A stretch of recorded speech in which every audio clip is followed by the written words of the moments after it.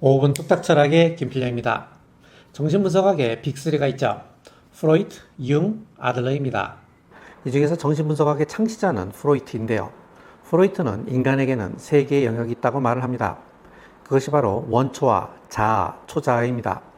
원초아는 식욕, 성욕, 배설욕과 같은 원초적 욕구와 폭력적 충동을 가지고 있는 인격이고, 초자아는 도덕의 목소리, 양심의 목소리를 내는 인격을 말합니다. 이때 자아는 원초와 초자 사이에서 균형을 맞추면서 현실적인 문제를 해결하는 역할을 합니다. 프로이트는 인간의 의식 아래 커다란 무의식이 있다고 말을 합니다. 그리고 의식과 무의식 사이에 전의식이 있다고 말을 하죠. 의식으로 드러나기 어려운 원초아는 무의식 속으로 억압되어 들어가게 됩니다. 무의식 속으로 억압되어 들어간 성적 충동과 성적 본능은 꿈을 통해서 삐쳐나오게 되는데, 그래서 프로이트는 환자의 꿈을 분석함으로써 정신병리적인 현상의 원인을 알 수 있고 또 그것을 치료할 수 있다고 생각을 했습니다.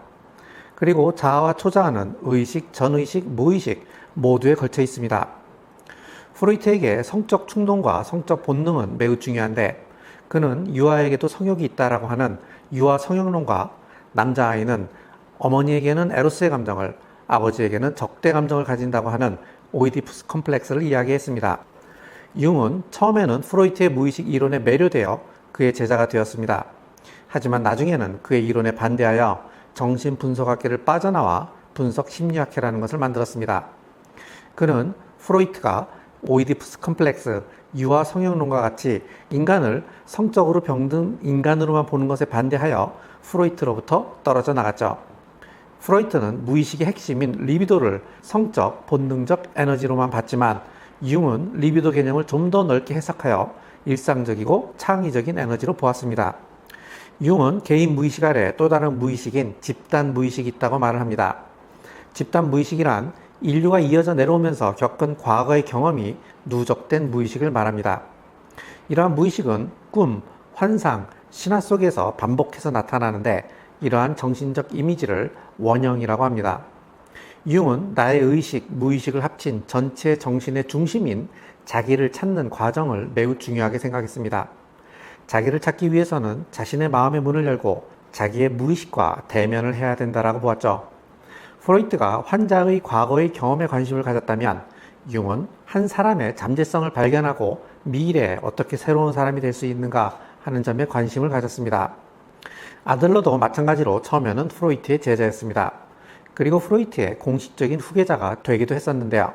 하지만 아들러도 마찬가지로 프로이트의 이론에 동의할 수 없었습니다. 그래서 정신분석학계를 탈퇴하고 개인심리학회라는 것을 따로 만들었습니다. 아들러도 융과 마찬가지로 인간의 미래에 관심을 가졌습니다. 프로이트의 관심은 이 환자에게 어떤 과거가 있었길래 지금 이러한 증상을 가지게 되었는가 하는 것이었지만, 아들러는 이 점에 반대합니다. 그는 인간은 과거의 사건의 영향을 받겠지만 인간은 자신의 부족한 점을 채우면서 더 나은 미래의 자신을 창조해가는 존재라는 겁니다. 프로이트는 인간을 움직이는 것은 성적 욕망이라고 보았지만, 아들러는 인간을 움직이는 것은 열등감을 극복하고 우월해지려고 하는 그러한 의지력으로 보았습니다. 그리고 인간은 자신의 의지를 통해서 얼마든지 미래를 만들어갈 수 있는 존재라는 겁니다. 그래서 프로이트, 융, 아들러를 보면 정신분석학이 어떻게 발전되어 왔는지를 알 수 있습니다. 최근에 아주 재밌는 책이 하나 나왔는데요. 이한나 작가님의 할짝심리학입니다. 원래 이 할짝심리학은 버프트넷에 연재한 심리학을 소재로 한 웹툰인데요. 이게 이번에 아주 책으로 나왔습니다. 여기에서는 프로이트와 융, 아들러를 아주 일목요연하게 잘 정리를 하고 있습니다. 내용은 진지하지만 그 형식은 아주 병맛인 재미있는 웹툰입니다. 정신분석학에 관심 있으시면 이 책을 한번 읽어보셔도 좋을 것 같습니다. 정신분석학의 빅3는 아니지만 빼먹을 수 없는 분이 한 분이 있는데요. 그가 바로 지그문트 프로이트의 딸인 안나 프로이트입니다. 아버지 프로이트는 인간은 불안과 위험으로부터 자신을 보호하기 위해서 억압과 전치와 같은 방어 기제를 사용한다고 했는데요. 안나 프로이트는 자아와 방어 기제에서 아버지 프로이트의 이론을 발전시켜 방어 기제를 10개로 체계화했습니다. 미국의 정신과 의사인 베일런트는 성공적인 삶의 심리학에서 방어 기제는 성숙도에 따라서 병리적 방어 기제, 미성숙한 방어 기제, 신경증적 방어 기제, 성숙한 방어 기제 이렇게 4단계로 구분하고 18개의 방어기제를 제시했습니다. 정신질환의 진단 및 통계 편람에는 50여 개의 방어기제를 분류하고 있습니다. 오늘의 주제가 바로 이 방어기제인데요. 정신질환의 진단 및 통계 편람에서 제시하는 모든 방어기제를 다 설명할 수는 없고, 제가 중요하다고 생각하는 한 30여 개의 방어기제를 베일런트의 4가지 분류에 따라서 제가 한번 설명을 하도록 하겠습니다.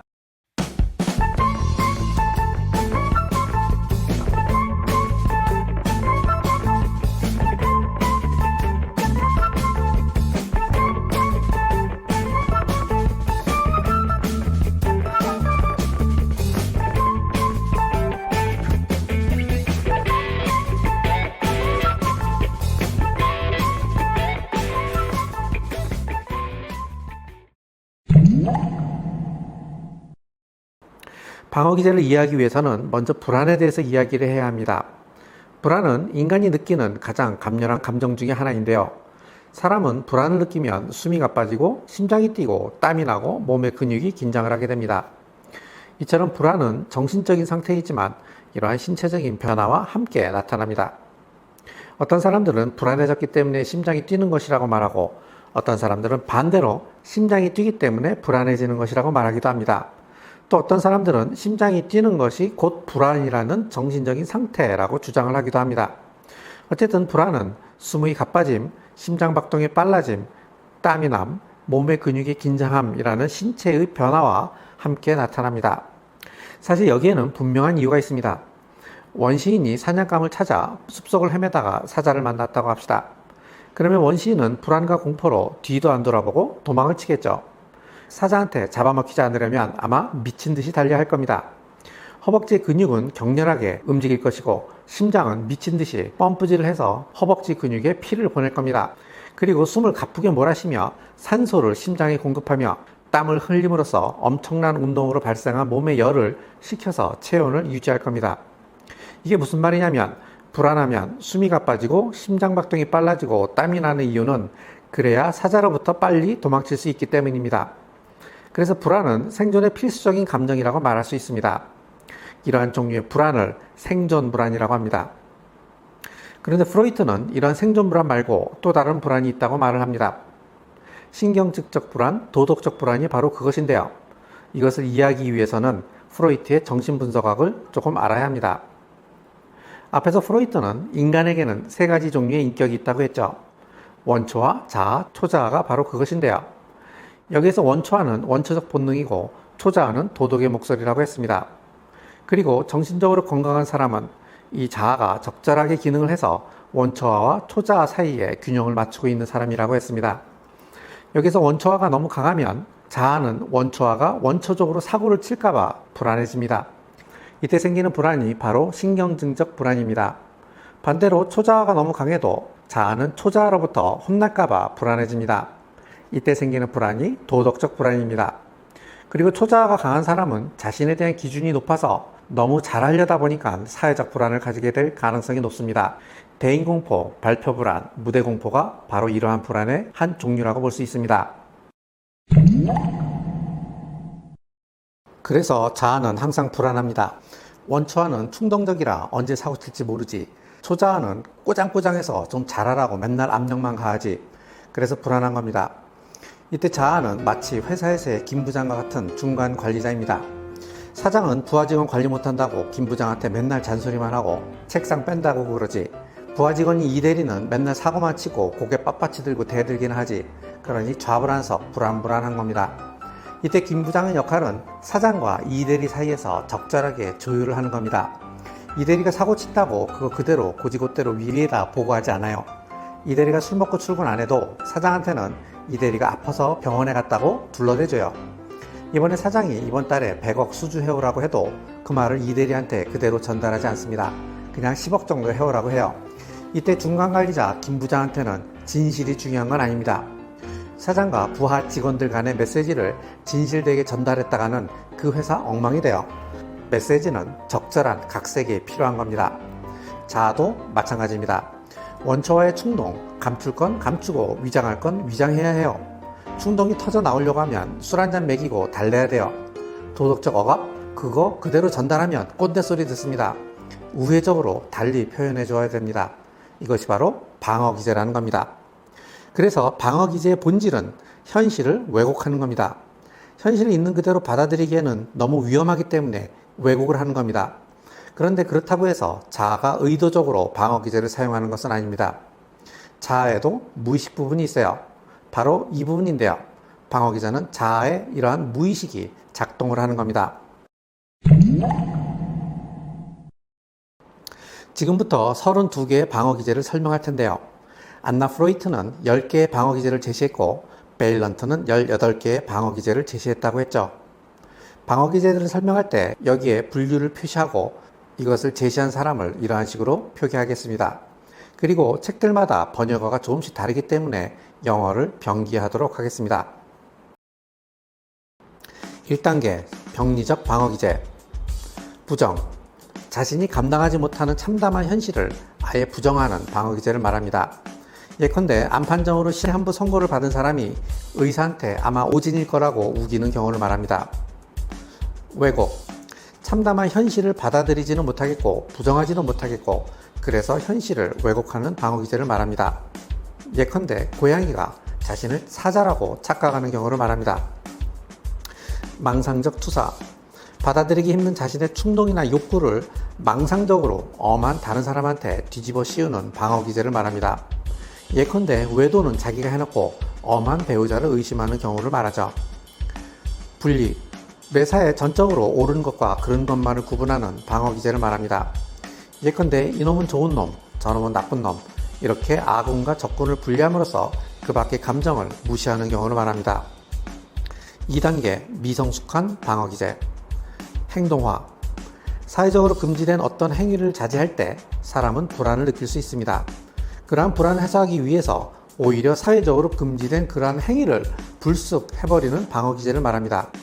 예컨대 혼자 짝사랑하는 여성에게 키스하고 싶은 충동을 억제하고 있는데 그러한 충동을 억제하고 있는 상태가 너무 불안해서 불쑥 키스를 해버리는 경우를 말합니다.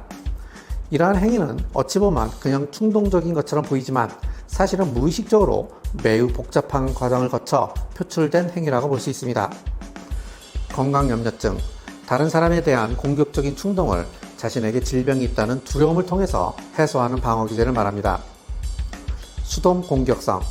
다른 사람에 대한 공격적인 감정을 직접적으로 표현하지 않고 간접적으로 수동적으로 표현함으로써 공격적인 감정을 해소하는 방어기제를 말합니다. 예컨대 뭘 시키면 꾸물거린다든지 뭘 물어보면 대꾸도 안 하고 묵묵부답한다든지 하는 경우를 말합니다. 정신분열성 환상. 환상 속에서 자폐적 사고에 사로잡히고 이를 통해서 좌절된 욕망을 충족하는 방어기제를 말합니다. 투사. 받아들이기 힘든 자신의 충동이나 욕망을 다른 사람들이 가지고 있다고 뒤집어 씌우는 것을 말합니다. 예컨대 어떤 이성에게 성적 욕망을 가지고 있는데 그 이성이 자신에게 성적 욕망을 가지고 있다고 생각하는 것을 말합니다. 내사. 투사와는 반대로 다른 사람의 잘못을 자기 자신에게 돌리는 것을 말합니다. 예컨대 이유 없이 엄마에게 학대를 받은 아이가 자신이 잘못해서 벌을 받는 것이라고 생각하는 경우를 말합니다. 자기에게로 향함. 타인에 대한 분노를 자신에게로 돌리는 것을 말합니다. 예컨대 남편과 싸우다가 아내가 홧김에 자살을 해버리는 것이 바로 이런 경우에 해당됩니다. 이러고 보면 자기에게로 향함이 내사하고 조금 비슷하긴 한데요. 안나 프로이트는 이 둘을 구분했습니다. 내사는 자신을 학대하는 타인인 엄마와 자신을 동일시하고 엄마에 대한 공격성을 자신을 공격함으로써 해소하려는 것을 말하고, 자기에게로 향함은 타인인 남편을 공격하지 못하니까 아내가 오히려 자기를 공격하는 것을 말합니다. 동일화. 이상적인 인물과 자신을 동일시하는 방어기제를 말합니다. 예컨대 오이디푸스 컴플렉스를 겪은 아이가 아버지를 따라하는 경우를 말합니다. 신체화. 정신적 갈등이 신체적 증상으로 나타나는 방어기제를 말합니다. 예컨대 수능날 복통이 일어나는 경우를 말합니다. 전환. 전환은 정신적인 갈등이 신체 증상 중에 감각기관의 마비로 이어지는 것을 말합니다. 예컨대 아버지 임종을 지키지 못했다는 죄책감에 아버지 생각만 하면 손이 마비되는 증상을 가지게 되는 것을 말합니다. 3단계 신경증적 방어기제. 전치. 충동이나 감정을 만만한 대상에게 푸는 방어기제를 말합니다. 예컨대 저 패고 싶은 사람은 사장인데 그럴 순 없고 괜히 김대리한테 화를 내는 경우나 내가 사랑하는 건 오빠인데 그럴 순 없고 오빠와 닮은 오빠 친구를 사랑하는 경우를 말합니다. 해리, 감정적 고통을 피하기 위해 인격의 변화와 자기 정체성의 변화가 일어나는 방어 기제를 말합니다. 예컨대 배너 박사와 같이 분노가 극에 달하면 헐크로 변하는 경우를 말합니다. 지성화, 자신의 공포스러운 감정을 잊기 위해서 모든 상황을 지식으로 분석하는 방어 기제를 말합니다. 예컨대 만성 불안증을 시달리는 사람이 불안의 심리학적 원인에 대한 지식에 관심을 가지는 경우를 말하죠. 지식이 자신의 불안을 해소시켜 줄 거라고 착각을 하는 겁니다. 반동 형성, 자신의 감정과 충동을 정반대로 표출하는 방어 기제를 말합니다. 신경강박증의 특징입니다. 예컨대 사회공포증을 가지고 있는 사람이 무의식적으로 줄기차게 사람을 만나고 다니는 경우를 말합니다. 억압, 불안이나 고통스러운 사건을 의식하지 못하는 방어 기제를 말합니다. 예컨대 영화 셔터 아일랜드에서 주인공 레오나르도 디카프리오는 자신의 세 자녀가 엄마에 의해서 살해되었다는 것을 기억을 하지 못합니다. 현실이 너무 괴롭기 때문에 과거의 사건을 의식하지 못하는 겁니다. 격리, 어떤 사건과 그 사건에 동반하는 감정을 분리시킴으로써 감정을 불러일으키지 않으려는 방어 기제를 말합니다. 예컨대 사랑하는 연인과 헤어지고 난 직후에는 슬픔을 느끼지 못하는 경우가 있습니다.